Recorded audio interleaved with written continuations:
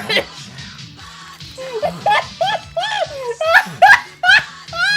These actually do go well together. Hey guys, my name's Dan, and today's reaction comes from Dead Meat. This is the Toxic Avenger 1984 kill count, and no, not those Avengers. This is certainly a much different type of Avenger, and when James sent out that warning about this movie before watching it, I wasn't really too sure what to make of it, and then I watched it, and boy, oh boy, did a lot of things happen in this movie, a lot of things were said, and I'll just leave it at that, and I can't wait to learn more about this movie, and then at the very end, as per usual, I will give my thoughts on it. But before we get into all of that, please do check all of those links I have for you down in the description below. More specifically, the Dead Meat link, if you haven't already. It's a great way to support the Dead Meat team, and a great and easy way to support me is by going right below this video, clicking all those buttons down there, because that will let you see future reactions that I do, but it helps my channel to grow. And without any further ado, let's go. Welcome to the Kill Count, where we tally up the victims and all our favorite I love it! I'm James A. Janice, and today we're looking at the Toxic Avenger, released in 1984. The Toxic Avenger follows a weakling weighing 98 pounds who gets sand in his face when kicked to the ground. But thanks to barrels of toxic waste, he becomes a strong man. And oh honey, not the wrong man either. The Toxic Avenger, also known as the Monster Hero, or Toxie, is a champion of justice. He just champions extreme violence to dish it out. Oh yeah! The Toxic Avenger is a trauma film, which needs a bit of an explainer before we begin. Yes, because please. This movie's probably unlike anything most of you have ever seen. Sure, I've technically covered a trauma film before with Death by Temptation, but that was more of a personal movie by the writer/director/star. It didn't have the trademark trauma tropes of offensive humor, relentless nudity, and shocking kills. Trauma Entertainment was founded in 1974 by the human cartoon Lloyd Kaufman and his conversely quiet business partner Michael Hers. They met at Yale and still work together at Trauma today, finding longevity in low budgets and that world-famous New York charm. Kaufman and Hers co-directed The Toxic Avenger as business partners and friends. Occasionally I would direct, yes, but very soon I realized I had no gift for creating relationships with the actors. Indie to the bone, Trauma movies are low budget and exploitative. The company has distributed over 1,000 films in its 50 years of existence. It may be a mainstay of the underground, but Trauma's also hugely influential in modern cinema. James Gunn got his start there, as did plenty of other filmmakers and actors. Stan Lee once said Trauma influenced the works of Tarantino, Takashi Miike, Peter Jackson, and more. Its early output was mostly raunchy comedies, but eventually Trauma refocused on the horror genre. That was partly thanks to The Toxic Avenger, which was made for $500,000 with a crew mostly consisting of students and newcomers. The Toxic Avenger wasn't a box office hit, but it became a cult film thanks to a small New York theater called the Bleecker Street Cinema, which played it as a midnight show for years. It's Trauma's most widely known property by far, spawning several sequels, some comics, a video game, a stage musical, a surprisingly kid-friendly cartoon, and an upcoming remake. Despite its proliferation, this movie is not for the faint of heart. I know a lot of you are hardened horror fans who gladly consume stuff that most people would find uncomfortable. But The Toxic Avenger, as with most Trauma films, pushes the envelope no matter who you are. The first kill will floor you, but it doesn't stop at the violence. Nope, it does not. Blind jokes, fat jokes, jokes about Nazis, I guess jokes about gay people, definitely gay slurs, racial slurs, sexual assault, and elder abuse. It's offensive all around. But I don't necessarily think that's a bad thing. In art, you sometimes need to explore where the line is. When nothing's subversive, everything is too safe, and you lose a primary function of art. More importantly, behind its universal offensiveness, The Toxic Avenger has a saccharine sincerity to it where good triumphs over evil in the end. I truly love it. The kill count set. Hello? The world capital of counting and horror creation. Well, I mean, I wouldn't go that far, but... But for all this creation, there is a price to be paid. Long hours and creative burnout that can erode the soul of any man.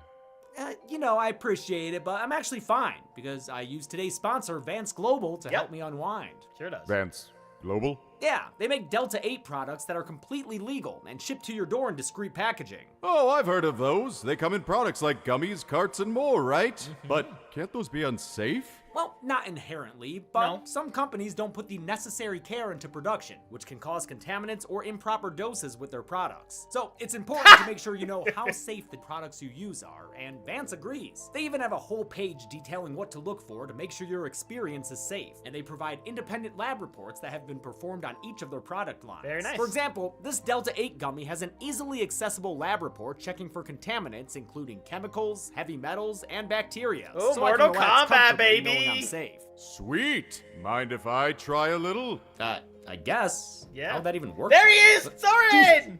Zoran. Yay, Soren! Pay no attention to the man behind the kill count set. No!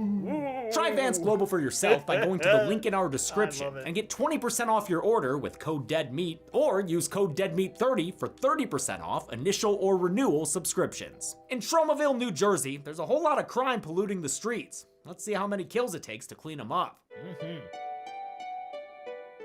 The movie begins with a warning. Let me tell you, it'll earn it in less than 10 minutes Oh, flat. yeah. Flat like a kid's head. Ah! A powerful narrator Yep. voice tells us the breaking news that New York City makes a lot of trash. All that radioactive goop's gotta go somewhere, and I don't see any oblongs around, so Tromaville, New Jersey will have to do. Tromaville, the toxic waste-dumping capital of the world. The narrator drops us off at the Tromaville Health Club, a place full of characters working out to an awesome ripoff of Olivia Newton-John's Physical.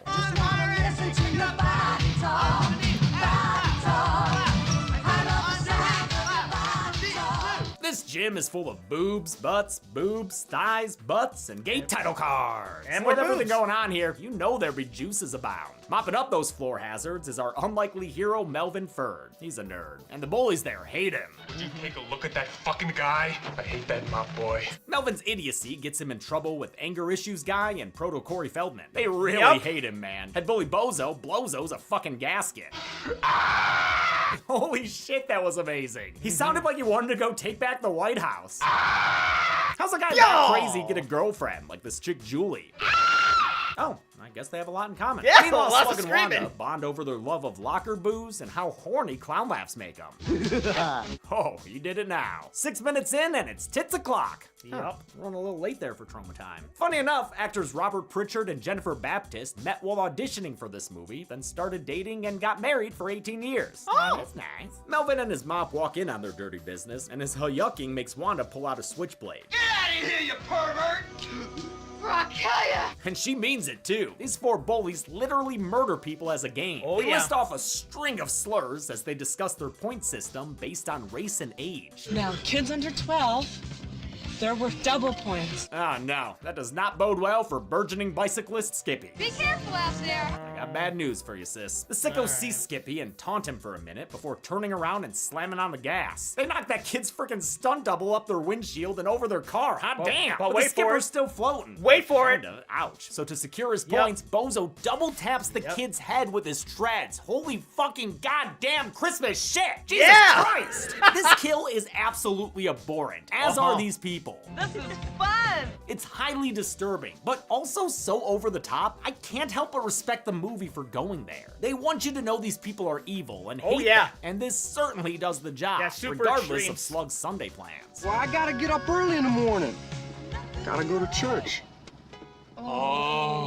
This is by far the most infamous scene from the film, but it was accomplished through simple methods. The kid's head is a cantaloupe with cranberry sauce on top. It's not cranberry sauce. Nope, actually, this time it is. Co-directors Lloyd Kaufman and Michael Hurst dispute who came up with the idea. They both credit the other one. I would have to say that Lloyd Kaufman, the creative genius behind Troma, decided to crush a watermelon or some of a melon with some blood and guts on it that he got from somewhere. We were going to have a head cast and all that stuff. And Michael said, hey, just get a melon, put a wig on it and all that. That was your idea. The next day's more of the usual at the health club. Melvin is weird and Bozo is likely on cocaine. Yep. The bullies brainstorm how to prank Melvin in the midst of a hip-shaking huddle. It's the second best way to come up with ideas, after the double-toke incline crunch handoff, of course. They have Julie invite Melvin to the girls' locker room that night. Let's say 7 o'clock. Okay, that'll be good for me too, because I gotta clean the toilets in there anyway around that time. Even at teeth-chattering horny status, Melvin always thinks with his mop. Melvin's memorable performance comes from Mark Torgel, who was also the movie's script supervisor. Makes sense he was on the crew. This guy seems trauma to the core, even today. He had a problem with his anal glands and he used cinnamon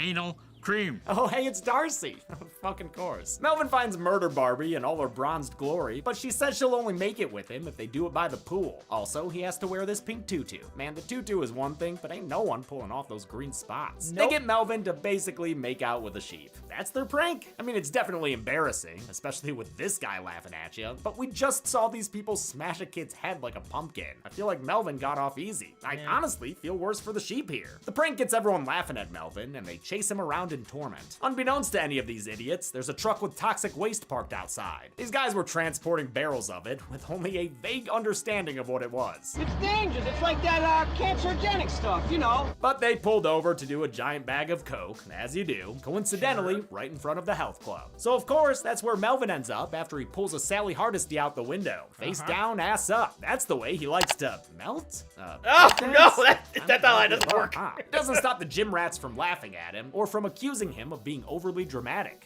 He's faking it, Julie. He's faking it. Yeah, Melvin, quit faking it. Oh, Yeah. you got a cop in on it too? Come Yeah, on, officer, man. quit faking your hands on fire. Oh Bunch my of fucking God. phonies here, I tell you. Melvin runs away as Night on Bald Mountain plays, the song best known from the segment of the same name in Disney's Fantasia. It's used in this movie repeatedly, mostly as a cue for the titular Avenger.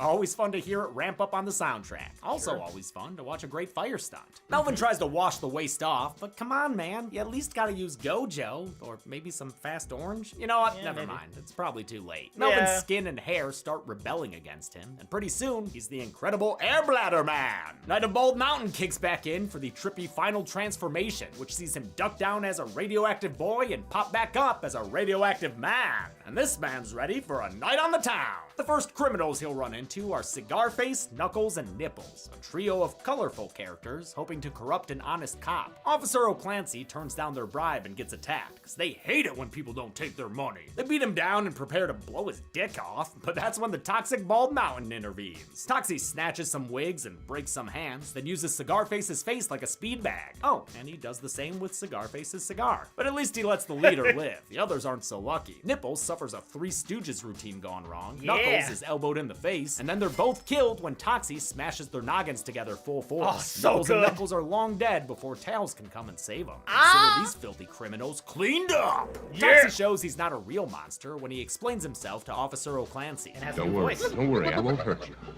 I don't know what came over me. The monster's unlikely voice is provided by Kenneth Kessler, a non-actor who had been an assistant director in the 40s and 50s. It's a great voice. What's up, Oh, guys? yeah. Physically, the Toxic Avenger is played by Mitchell Cohen, who would later become the vice president of a company that sells copiers. His co-workers have seen the film. What'd you think about the sex scene, Joe? Was great. Wasn't it great? Oh yeah, great. It was really great. A fun little discovery I made was that Mitch Cohen, the Toxic Avenger, was in Clerks. Hey, try not to suck Oh! parking lot.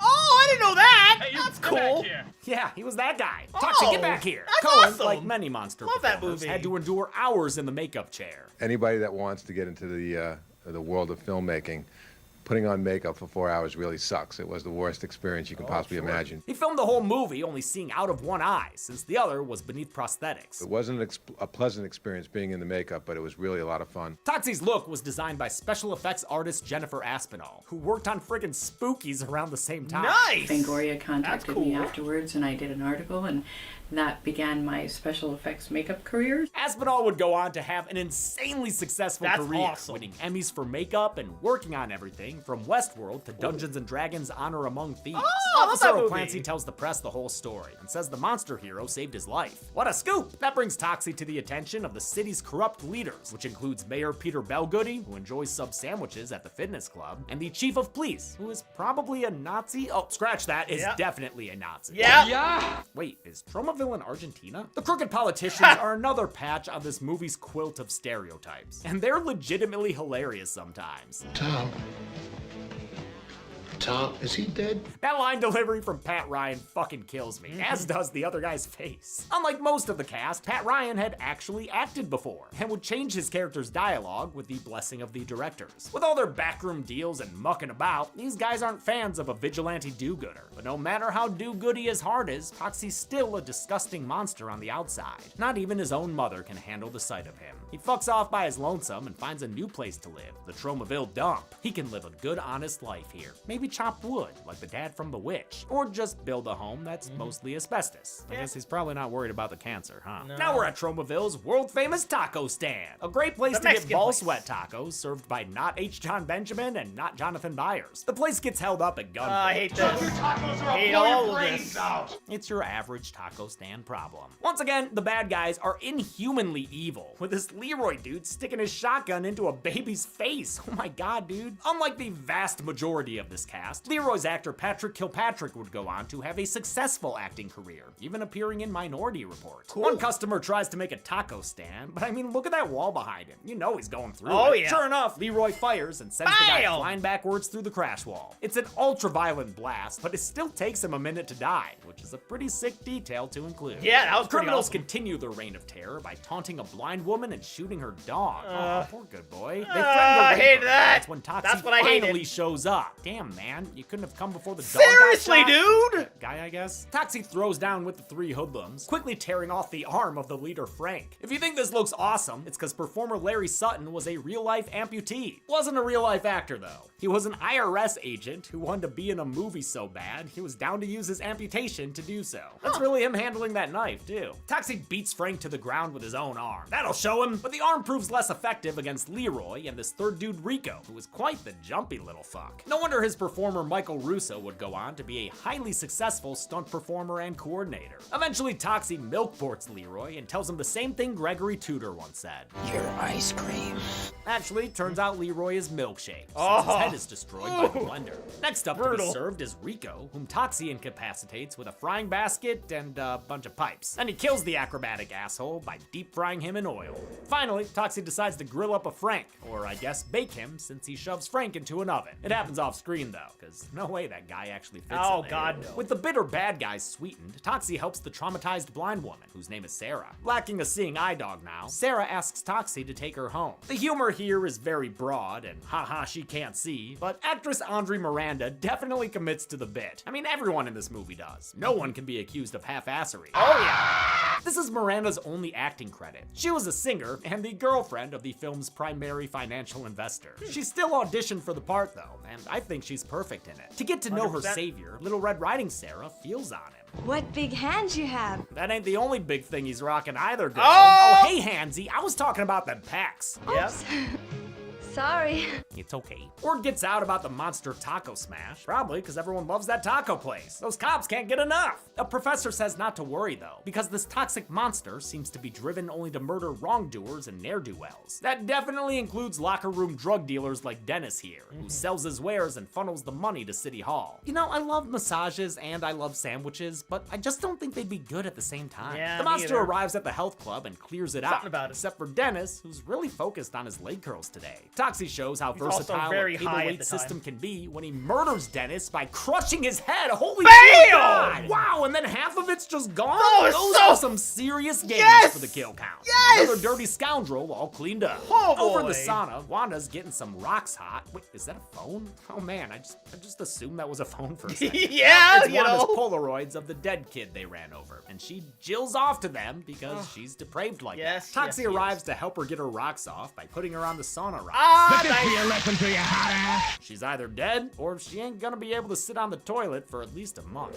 Jennifer Baptist, like most of the cast and crew, was new and inexperienced. She knew there'd be nudity while auditioning and said she felt empowered by the sex scene, but this was different. I didn't know I was gonna have to masturbate. In the moment, she decided to shoot it for the sake of the character, but she did not have a good time. They promised me I would have a closed set. It wasn't a closed set. Oh. Everybody was there. Oh, It no. was a little bit humiliating. A Oh, crew that's member awful. even passed her his number after they cut, which is evil. Oh. As much as I love this movie, I don't think we should ignore that it wasn't made under optimal conditions. Oh, that's the next disgusting. despicable being to cross paths with the toxic Avenger is this pimp who's trying to sell a 12-year-old. The sicko rolls deep and a whole clown car of pedos Yeah, pile out, seriously, but clown Toxie's car. never been afraid of handicap matches. He only kills 2 of the guys though, letting one get his throat slit accidentally and stabbing another one with his own knife. Then the monster saves the kid and commandeers the limousine to Dorsia. A montage shows Toxie Toxic continuing to do good deeds around town. He saves kids from becoming roadkill, helps Granny cross the street, and even lends a hand in the kitchen, personally popping a lady's corn. The town begins to fall absolutely in love with the monster, even putting up with his Burt Gummer cosplay. The guy's a hero after all. I saw that in the news. With the jail cells filling up and crime disappearing by the day, the corrupt ruling class decides it's time to detoxify their town.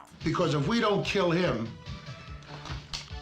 he's gonna kill us. A hit job led by Cigarface circles the monster hero in an alley. Wow, this gang is full of I was guys. gonna get out of this Get a load one. of these dudes. Toxic just jumps out of the way when they shoot, letting the crossfire do the work for it. Fuck having to kill them all himself. Although there are 6 guys in the bullet circle, I'm only counting 5 since it appears Cigarface lives. Dan Snow reprises the character in the Toxic Avenger Part 2. At home, Sarah falls in love with Toxie, and he falls in fumes with her. I've never felt like this before.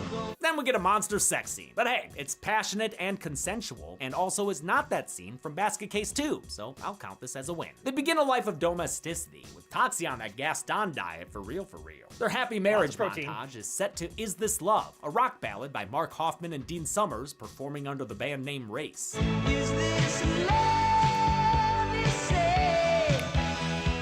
Hoffman and Summers also provided the song Nothing at All, which they had no idea would be used for a kid-killing scene. Yeah, I didn't think so.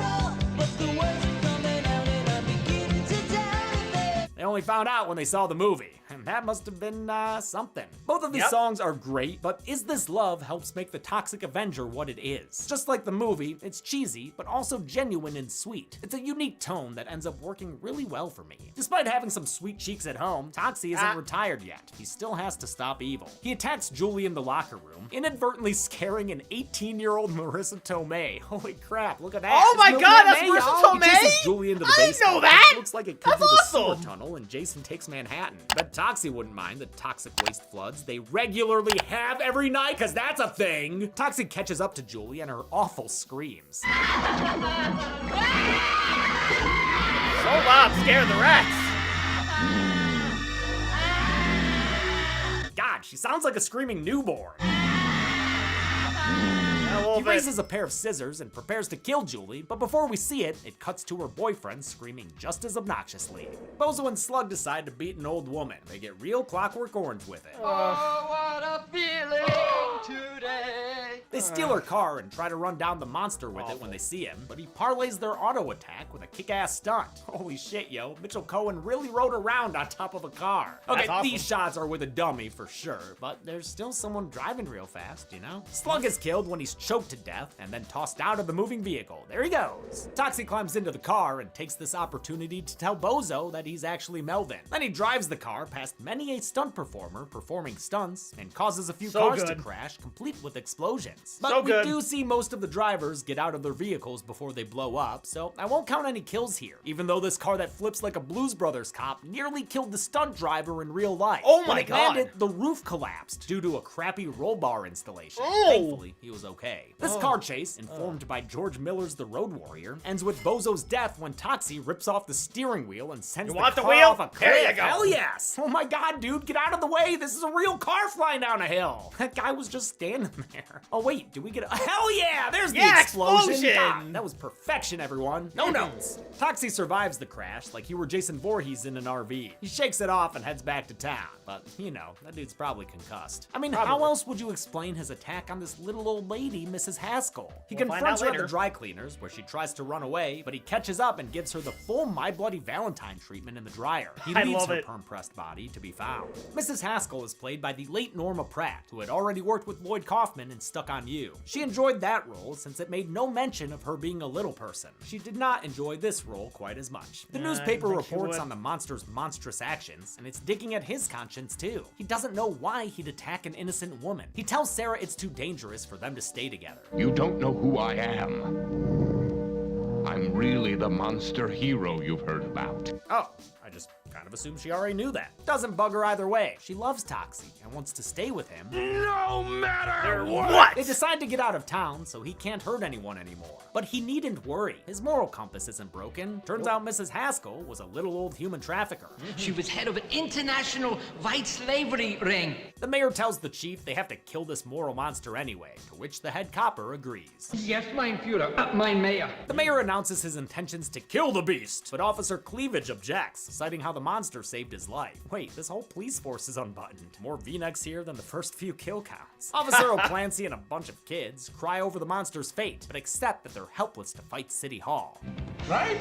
That's some good kid acting right there. Thanks to a K-9 unit and some binoculars, the cops track Toxie and Sarah to their sex tent. The mayor calls in the National Guard, who co-opt Night on Bald Mountain to make their boombastic arrival. Yeah, trucks! Everyone in town sees the forces arrive, so the kids decide they have to try to save the monster. In fact, all of Tromaville goes to the monster's tent, surrounding him with curiosity and a whole lot of guns. The mayor gives the order to shoot and kill, but the citizens refuse to stand for it. A bunch of kids run in to protect Toxie, knowing that shooting children is a bad way to get reelected. Toxie scatters the kids for their safety, but he's already won over the townsfolk's hearts and minds. No one is willing to listen to the mayor's shooting orders, so he elects to shoot the monster himself. It doesn't work out the way he thought it would, and begging for his life has no effect. In front of everyone, Toxie rips out the mayor's guts with his bare hands. It's a gruesome fatality, and everyone reacts accordingly. Still, no one holds it against him. No time at all, everyone they're just cheering and clapping celebrates for the monster and his gal. Toxie and Sarah Love were it. embraced by Tromaville. Toxie cleaned it up of all its crime, and the citizens lived happily ever after. Hooray! The movie ends with Toxie making sure the streets remain clean. How many Tromaville criminals did Toxie incarcerate in hell? Let's find out and get to the numbers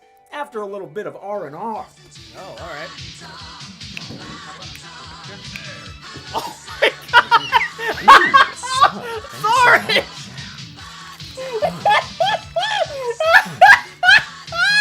These actually do go well together.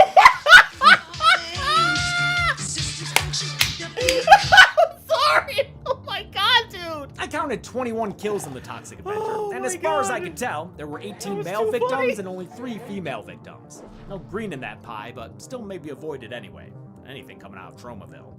I've counted this many kills in 5 other movies before, and the closest one to the same gender breakdown was The Meg, which had 18 men, 2 women, and 1 unknown. With a runtime of 82 minutes, the Toxic Avenger had a kill on average every 3.9 minutes. I'll give the golden chainsaw for coolest kill to Dennis the drug dealer. As someone who uses a cable machine with a selectorizer every day, I've often noted just how lethal that weight stack rod could be. This kill is everything I imagined and more. I love it. Almost ready for lamest kill will absolutely go to Julie, a Yeah, heinous camera character cut. who deserves the worst but gets killed off screen. What a letdown. Yeah. And that's it. The Toxic Avenger came out in 1984 and was followed by sequels which I still have never seen. Until next time, I'm James A. Janice. This has been The Kill Count. Thanks a lot for watching. Alright, so that'll be interesting to see if he decides to dive into those. As far as my thoughts on this, I certainly didn't like a lot of those negative stuff. Certainly, the only thing that really ever bothers me about any sort of movies whenever a dog dies, but I guess that kind of had to happen because she needed him to guide him because she no longer had a guide dog, so she had to lead him, and you know that's how they sort of met. So that was the sort of way that they had to get together. Even like I said, I never ever like would to see animals or dogs or any of them die in any movies, TV shows, whatever. But I guess I sort of guess why. No, I can't do it. But either way, this movie was just so over the top that you kind of tend to ignore some of these other things that were going on. You know, stuff that was a product of this time. Certainly, just wondering like why the hell are they always at this this place? You know, do they live there or something? I was starting to think that maybe they had like individual rooms that were in this place, and you know.